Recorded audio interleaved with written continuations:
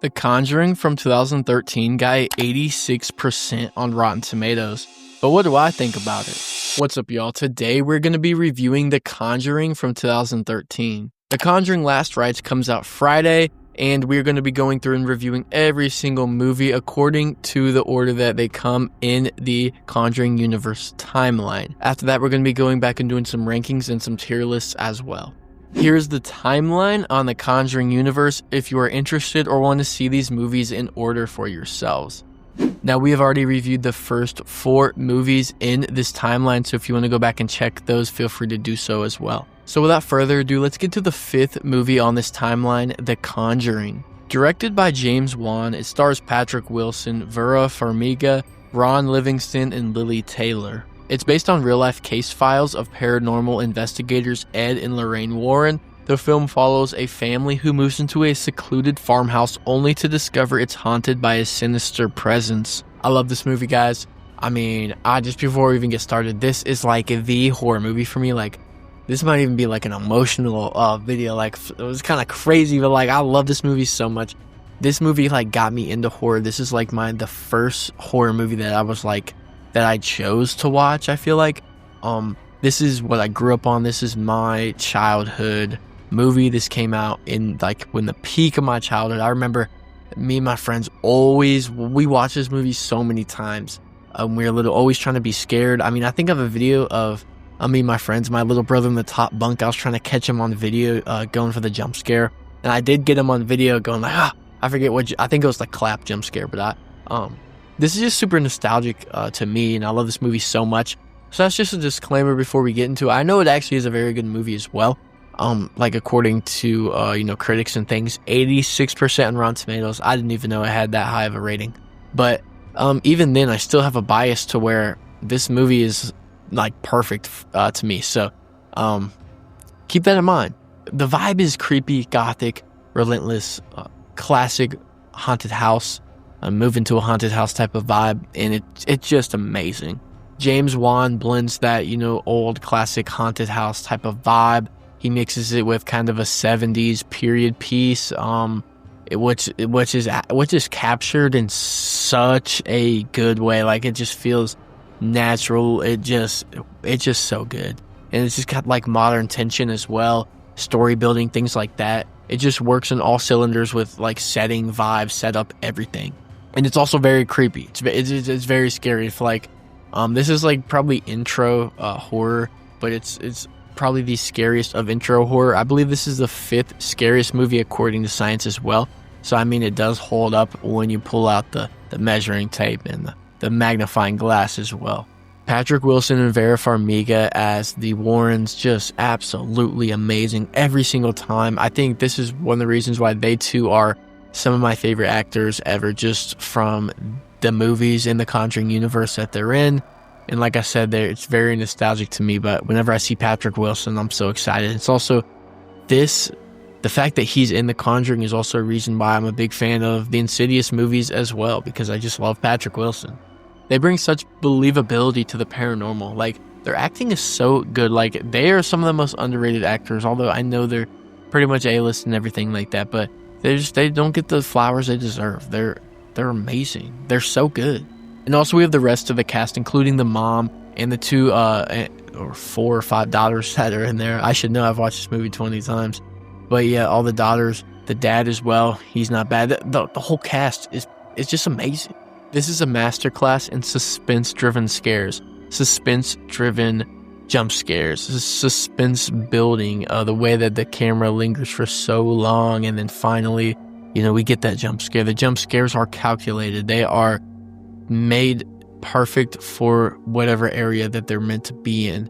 They are dialed in. They're doing formulas to figure out when to put this jump scare in. It's placed at the perfect spot. This is how you do a haunted house movie. Everything from the clap game to later down in the basement with some creepy basement sequences, very scary basement. I forget how good this movie is until I go back and watch it. I'm getting too ahead of myself, but this is an essential horror film, and if you have not seen this for any reason, please watch it right now. Click off the video and go watch it. This is a banger. I need you to have seen this. Please go watch it. I can't say it enough. I mean, I wish I could have watched this in theaters. I actually didn't, unfortunately, get to watch this in theaters. But just watching it at home, it works every time. It's good to show to people who've never seen horror because they do jump scares the correct way. Please watch this, guys. And for now on, in this video, there will be spoilers. So if you haven't watched this movie, go watch it. Don't get spoiled. Watch the movie, please. Now, I love the story. This is how you do lore. So, if you're coming from a Conjuring buff or someone who really is in tune with the whole entire franchise, they'll know that this comes straight after the Annabelle movie, which is built to... at the ending, they have the girl showing Ed and Lorraine this doll, and then Ed and Lorraine take it back, and then it transitions into The Conjuring, which there's 2 movies. We have a transition from movie to movie like a seamless. You can't even tell. You could watch these movies back to back and it just would become one movie. That's why I love them so much. So good. But I really do like the lore that's built in here. And even there's still lore built back to Maurice in the actual film here, which comes later because The Nun came out in 2018. So 5 years later they made the prequel. And that's the only reason why I do enjoy The Nun, because we then get to figure out who Maurice was before he was possessed and then exorcised by the Warrens. So it's super cool to see that lore built. But I'm more intrigued in the Annabelle lore. Super cool. And also get to see the Warrens collection. And it's so cool how these were real people. Like, this is actually based on a true story. I mean, it's not one-to-one or anything like that. But you can go watch, like, Sam and Colby, who explored the real Conjuring house and things like that. Like, it's a real place. Not the actual set or anything, but there's a place that this is, like, based off of. And even some of the events are pretty similar that they remade in the movie. So that's super cool to have these people who did exist. And they were able to build them into a storyline. And how then through the different movies, the different Conjurings, they go back and try to show what it was like for these 2 people, the Warrens, when they investigated these cases. Like in Conjuring 2, it's also pretty cool because it's something they really did. So I really like that, and how there's just so many cool artifacts that we get to see at the end of this film. I think, we have some of the coolest possession scenes in the basement when the mom goes upside down. We have the daughter getting thrown at the glass. We have a terrifying visual in Bathsheba when they're under the house and she's trying to kill her daughter, and then he says, "Bathsheba, get out of here," and yada yada yada. But that's a terrifying face when it does look at the camera, and it's just super terrifying to see this mom slowly overcome by this thing like she can't understand, and just super cool. How Ed and Lorraine are so cool, and we just get to see the family dynamic, how cool this family is, how the beach, they had this nice beach day just a few weeks ago before they moved into this new house, and it was just kind of plays back into the climax when Lorraine is like, "Remember that day at the beach? Don't let it beat you," and just everything connects, and they use the plot building and the character building, and we just connect with this family, and it's just so cool. And also that crawl space, or whatever you call it, when it's kind of a house within a house, like every space has like a secret department to like the inner crawlings of the house, which that's super dope and creepy. Like, I don't know, that's always been scary to me, how there's these just crevices that you can live in throughout the house. So that's just so scary. Like, you just move the dresser back and you can get in the wall. Just wow. I mean, the cop character is also a lot of fun, being the skeptic, and then at the end he's a skeptic or whatever after he literally gets like his ear bitten off. He gets Mike Tyson by the mom when she's possessed. But it's just so terrifying, especially when they throw the sheet over her, tie her up, and it's just that picture, so terrifying. Now I think if I need to get that framed as a poster, I need to get that as a poster and frame it, have that in my backdrop of the studio, like somewhere back here, have that framed. That'd be so dope. I need to find a poster that has that. Good idea, me.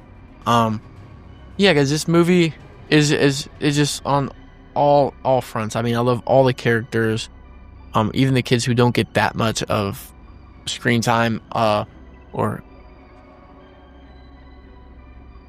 dude, you see this why talking about the look, it's 1:24 a.m. I'm filming a video on The Conjuring, and this dude decides to crawl through the garage window right now. Are we serious? Bro, I thought, man, can't be doing this. You can't be doing that, dude. He gonna spend the rest of the video with us. So if I had to go favorite moment, well, first we got theme. So what is this theme about? So, it's The Conjuring, it's faith versus evil. I also think it goes deeper into that, in how faith can transform someone's life, because he really Ed talks to the dad. There's a sequence in there when he's talking to the dad, and he's like, well, we're not big of a church-going family. And then he's like, well, you better start now. And then, all the terrors go by. And then at the end, he turns to a believer because he sees it save them, and things like that. So, I mean, that's just a pretty cool theme. I mean, it's pretty much the same theme throughout all of the movies, faith versus evil, overcoming evil with faith.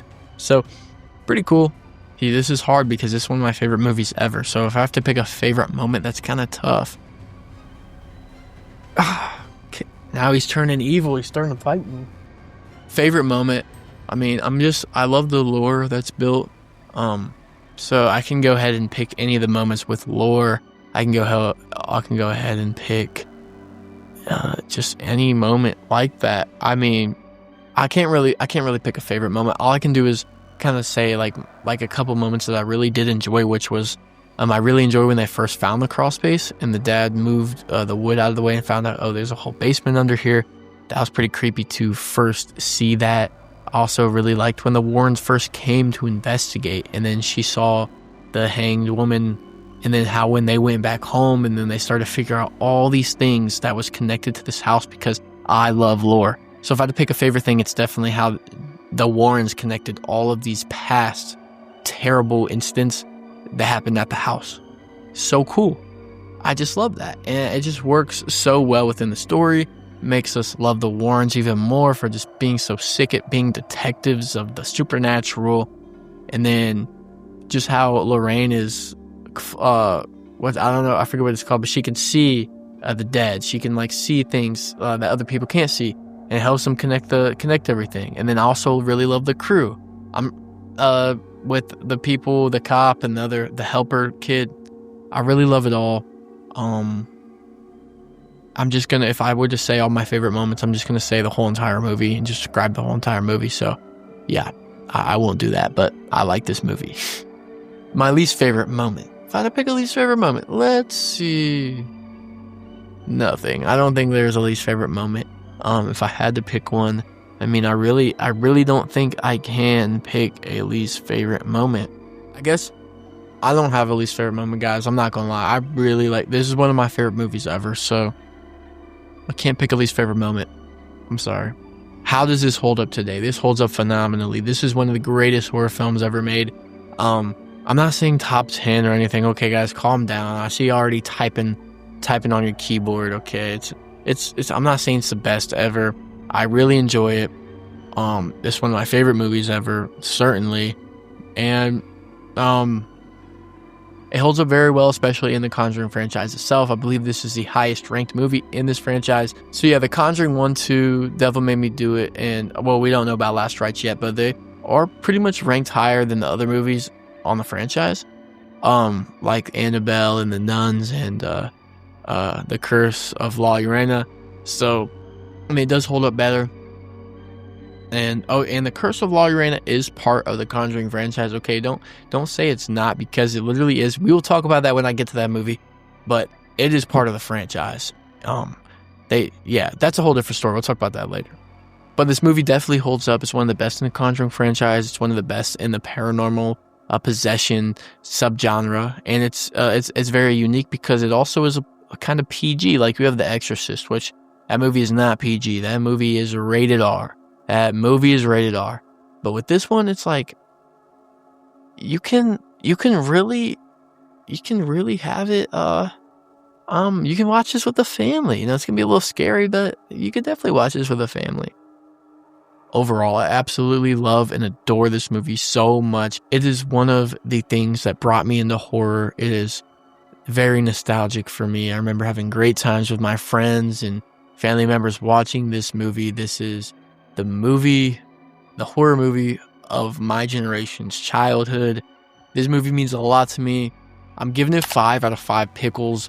It's a no-brainer. I'm sticking my pickle in this thing. I've stuck my pickle in this thing since I was a young boy, and we're still sticking my pickle into this thing because it's a banger. This is a good movie, and I love it. Please let me know what y'all think about this movie down in the comments below. Let me know what you rank it. Let me know those things like that. Any lore that you see that's interesting, because honestly, there's so much lore in this movie. It's kind of hard to grasp everything, but I think at this point, after all the watches, I've seen it. I've understand the whole lore, but hey, drop any rare lore tips down below. Please drop a like and hit that subscribe button, or Beth Sheba will be crawling through your walls. Thank y'all so much for watching, and have a blessed day. Peace!